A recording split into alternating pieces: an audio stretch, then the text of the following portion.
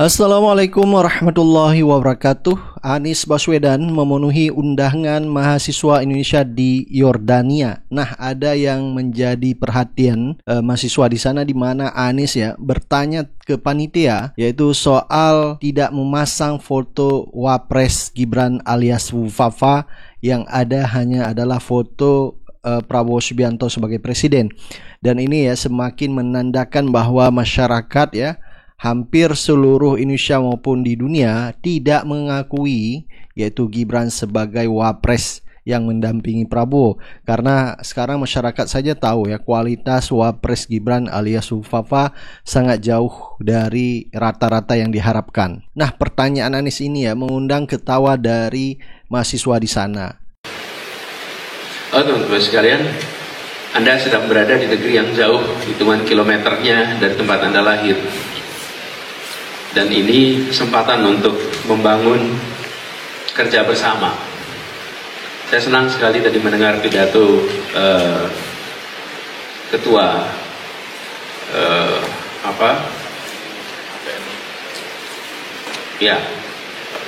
ketua panitia Asro, mana Asro? Wakil Presiden. Wakil Presiden ya? Benar, Wakil Presiden. Jadi Presiden sama Gubernur, Pak. Saya lebih rendah, Pak. Kok nggak ada fotonya di atas ini?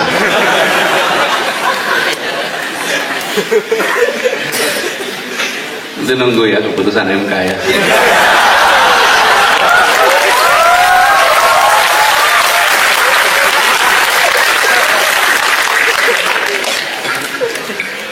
Sampai mana tadi?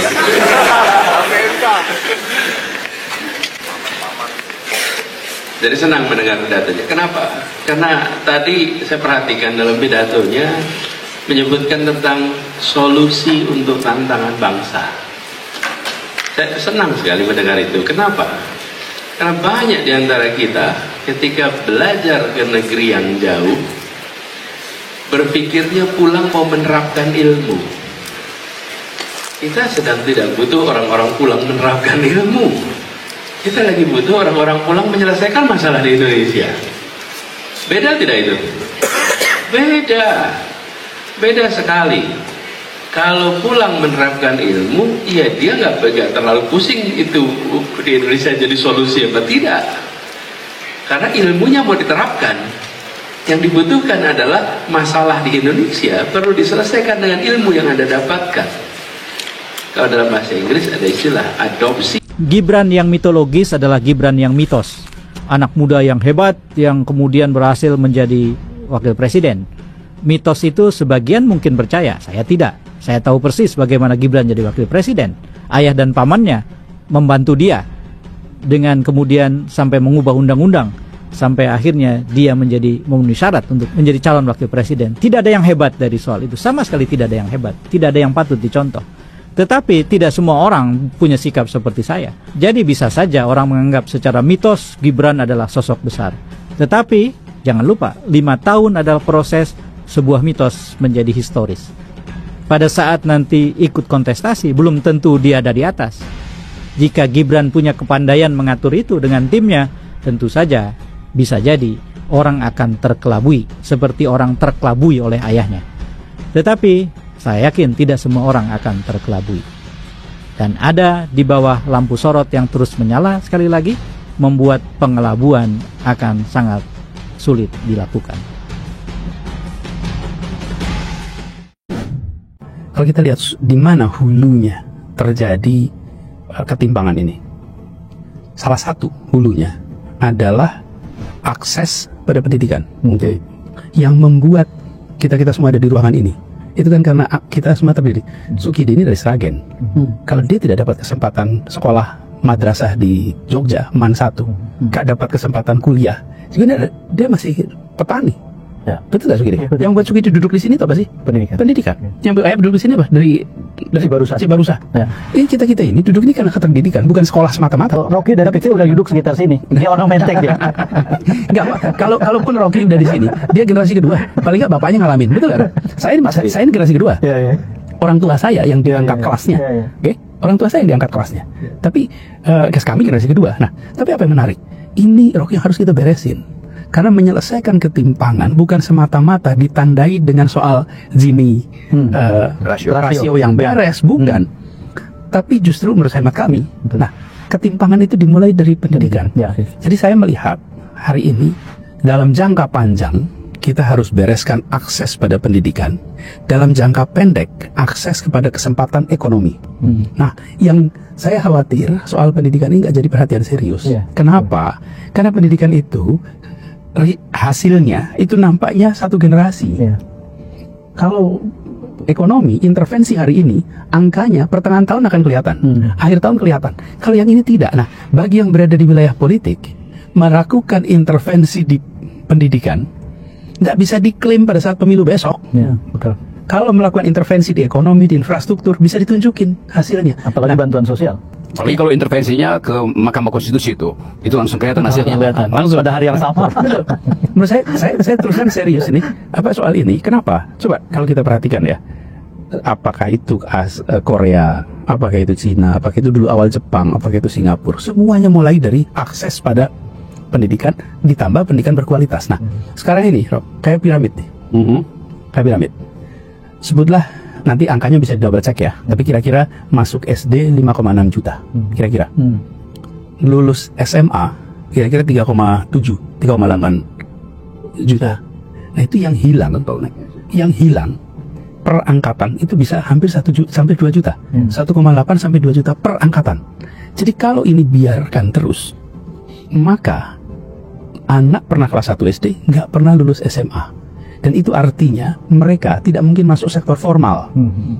Mana mungkin sektor formal itu persyaratannya SMP, SMA minimal. Nah, apa yang terjadi?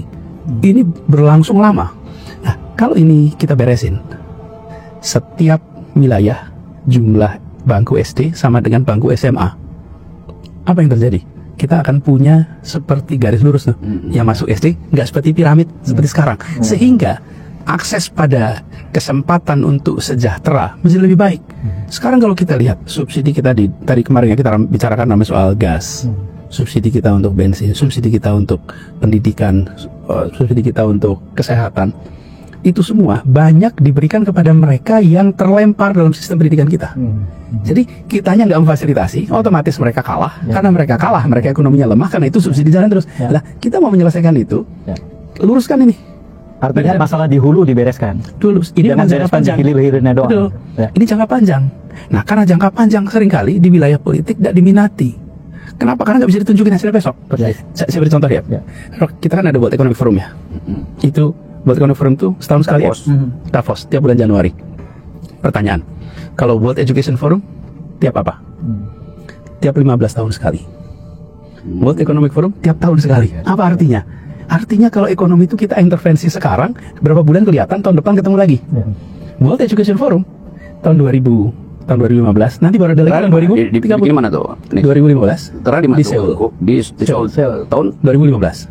Sebelumnya 2000, sebelumnya tahun 85, sebelumnya tahun 70. Jadi kalau World Education Forum itu 15 tahun sekali. Karena apa? Mereka tahu bikin kesepakatan hari ini, 15 tahun lagi baru ngecek nih hasilnya. Kalau World Economic Forum kesepakatan hari ini, 2 bulan lagi. Nah, kita Indonesia ini kalau tidak segera, dan ini gagasan siapa? Bung Hatta, Bung Karno dari awal. Bung Hatta aja ketika PNI nggak ada, dibikinnya Pendidikan Nasional Indonesia, bukan?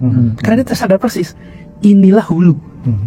Nah, kalau hulunya diberesin, sabar nih 2-3 pemerintahan, itu akan keluar hasilnya. Jangka pendeknya, ketimpangan antar kelas, ketimpangan antar wilayah, ketimpangan kawasan, itu dibereskan. Nah, kalau itu ada, maka kita serius melaksanakan Pancasila yang seperti kita bilang tadi itu. Wapres Gibran kembali menjadi sorotan netizen. Kali ini warganet menyoroti cara sambutan Gibran yang dinilai terlalu menyontek teks. Selain itu, dalam menit awal pun Gibran terlihat kesulitan mengucapkan kata Paralimpiade Paris.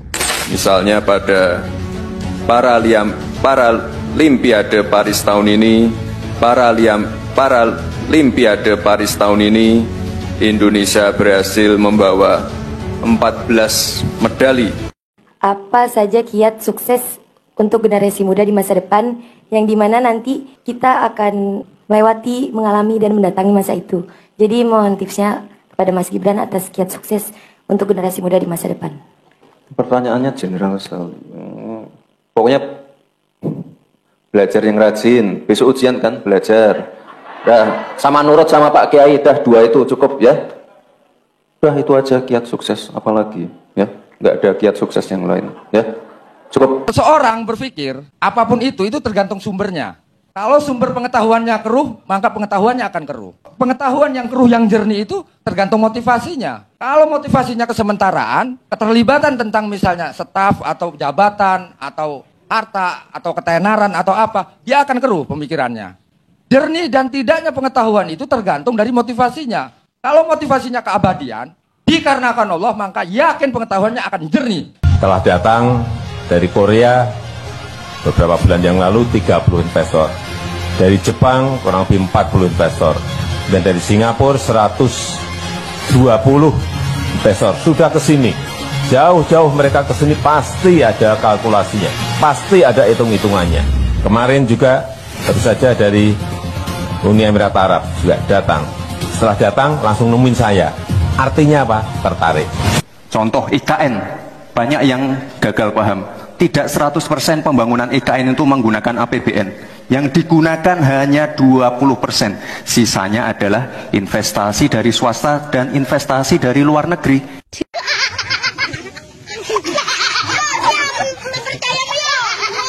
Ini progres investasi asing di IKN Pak untuk koperasi pembangunan ini seperti apa Pak? Sampai saat ini belum ada.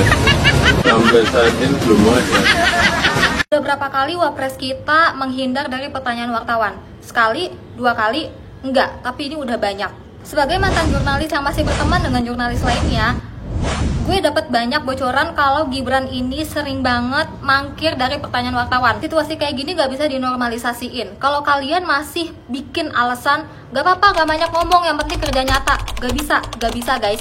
Sekelas pejabat publik, apalagi orang nomor 2 di Indonesia, mereka harus punya public speaking yang bagus. Salah satunya dengan menjawab pertanyaan dari para jurnalis. Kenapa jurnalis berhak untuk mendapatkan jawaban dari segala kegiatan Wapres ataupun pejabat publik lainnya? Karena kalian harus tahu, jurnalis ini termasuk pilar keempat demokrasi yang mengawasi tugas pemerintah, yang juga menjadi penyambung lidah antara pemerintah kepada masyarakat. Dari mana kalian bisa tahu sejauh mana uang pajak kita digunain untuk pembangunan, sejauh mana korupsi yang dilakukan pemerintah, sebanyak apa? Semua bisa kalian dapat informasinya dari jurnalis. Memang Wapres punya hak untuk nggak menjawab pertanyaan dari jurnalis, tapi itu hanya berlaku di saat-saat tertentu aja. Kalaupun mau dibandingin sama Ma'ruf Amin yang sering kalian bilang Wapres AFK, tapi kenyataannya banyak omongan jawaban dari Ma'ruf Amin yang bisa dijadiin headline news, bukan jawaban. Tanya aja ke menteri saya, atau yo nggak tahu. Kan kalau udah keseringan kabur dari jurnalis, wajar dong kalau masyarakat berspekulasi seorang Wapres takut dengan pers. Masa ngadepin 20-an jurnalis aja takut? Gimana ngadepin 281 juta rakyatnya sendiri? Yuk bisa yuk Mas Gibran bayar uang buat les public speaking, disuruh kerja lagi staf-staf khususnya supaya bisa briefing lebih matang lagi, supaya nggak gagap ngadepin jurnalis-jurnalis.